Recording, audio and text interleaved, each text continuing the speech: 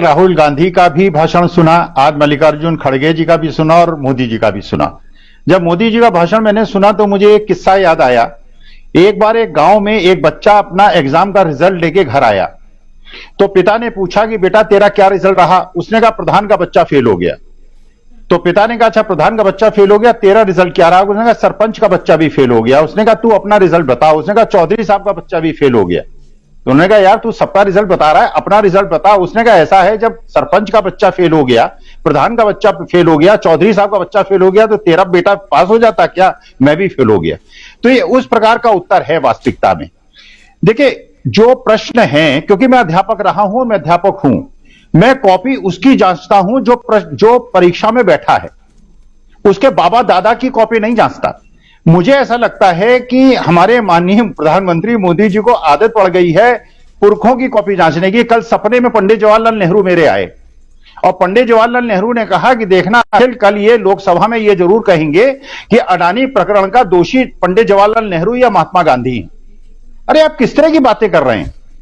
माननीय प्रधानमंत्री जी, आप देश के प्रधानमंत्री हैं, पूरा विश्व आपको देख रहा है, पूरा विश्व आपको सुन रहा है। आपसे कुछ प्रश्न पूछे गए हैं, ये आंतरिक सुरक्षा के मामले हैं। आपने अडानी जी का एक बार नाम नहीं लिया, आपने एलआईसी का एक बार नाम नहीं लिया, आपने एसबीआई का एक बार नाम नहीं लिया।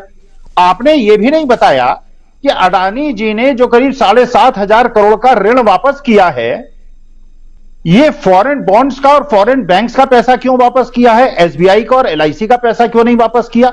अपने देश की संस्थाओं का पैसा क्यों नहीं वापस किया?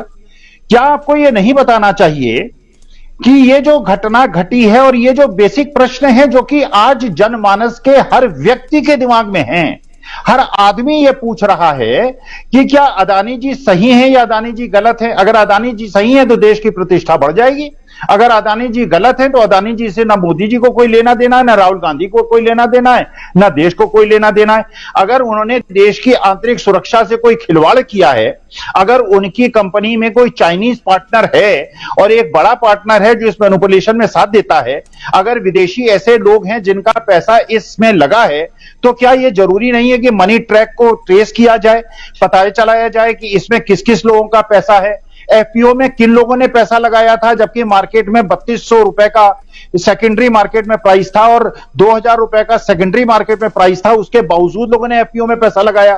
तो ये कौन लोग थे, किस वजह से उन्होंने पैसा लगाया? क्या इसकी जांच नहीं होनी चाहिए? तो वास्तविकता में मोदी जी का प्रश्न तो मुझे ऐसा लगता है जैसे एक बचपन में हम किस्सा सुना करते थे, एक बच्चा ऐसे याद करके गया माई काऊ और वहां एग्जाम में आ गया माई फादर, तो उसने ऊपर लिखा माई फादर और नीचे पूरा माई काऊ पे ऐसे लिख दिया। अरे जो प्रश्न पूछा है, जो टॉपिक दिया गया है, जो आपको कहा है कि ऐसे लिखो अडानी प्रकरण में, आप बात करने लगे इंदिरा गांधी की, पंडित जवाहरलाल नेहरू की, टीपू सुल्तान की, औरंगजेब की और अकबर की। अरे बात हो रही है इस समय जो आपसे प्रश्न पूछा गया है और आप सत्ता में बैठे हैं, एग्जाम में आप बैठे हैं, पिछले 9 साल से आप परीक्षार्थी हैं, आपको पीएचडी की डिग्री 2024 में उसका कंफर्मेशन होना है, तो आपसे जो प्रश्न पूछा गया उसका जवाब दीजिए। आप उसका जवाब देने के बजाय उसको गोलमोल घुमाते हैं, बात को घुमाते हैं, जनता को गुमराह करते हैं।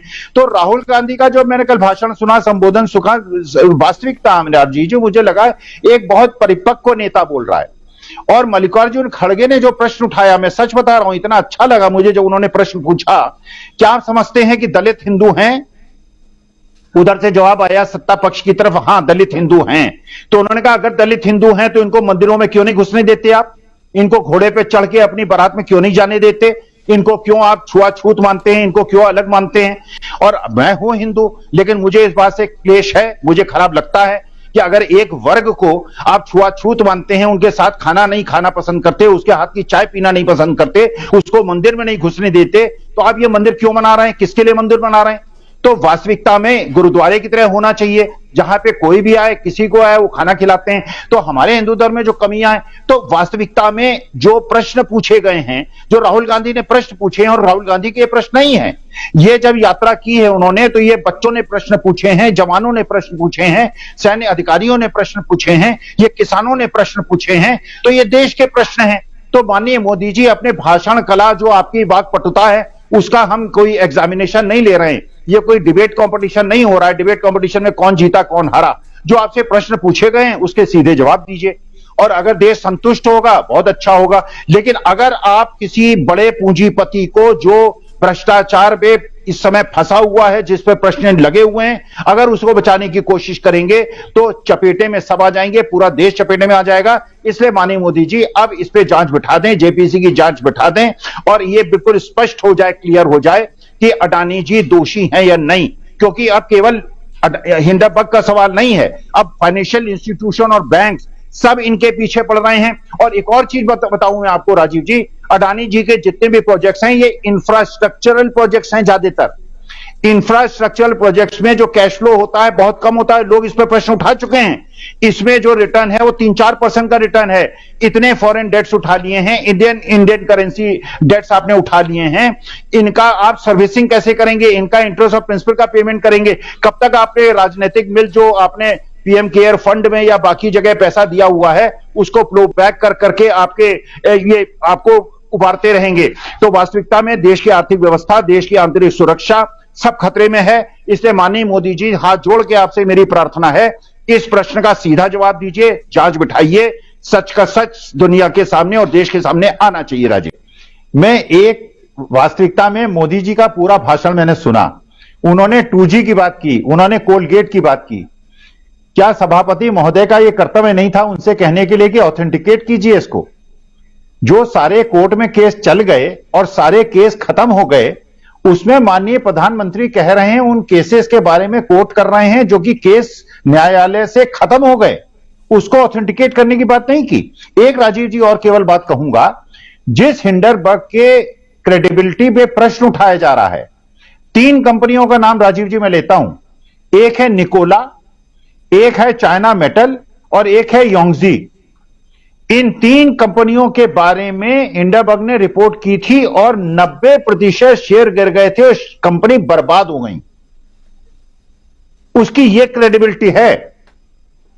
आप उस कंपनी की रिसर्च रिपोर्ट को, जिसको standard chartered bank, city bank सब लोग सपोर्ट कर रहे हैं, उस कंपनी की यह क्रेडिबिलिटी है। चाहे वो प्रमोटर जेल गया या 10 लोग हैं या 15 लोग हैं, वो अलग मुद्दा है। 3 कंपनी बर्बाद हो गई थी। अगर ये अडानी बर्बाद हुआ तो इसमें जितना एक्सपोजर फाइनेंशियल इंस्टीट्यूशन का है और इंडियन इंस्टीट्यूशंस का इक्विटी में एक्सपोजर है, पूरी अर्थव्यवस्था चरमरा जाएगी, खत्म हो जाएगी। मोदी जी इसको मजाक न समझें, मेरा हाथ जोड़ के उनसे प्रार्थना है, मजाक न समझें। तानाशाही का यह मतलब नहीं है कि देश का जो हमारा गौरव है उसको खत्म कर दें। जांच बिठाएं, जेपीसी की जांच बिठाएं, सच्चाई सामने आने दें। हिंडनबर्ग की जो रिपोर्ट है उसने बड़ी बड़ी कंपनियों को बर्बाद कर दिया है। राजीव जी जी मीनू जी, क्लोजिंग कमेंट क्या कुछ कहेंगी आप?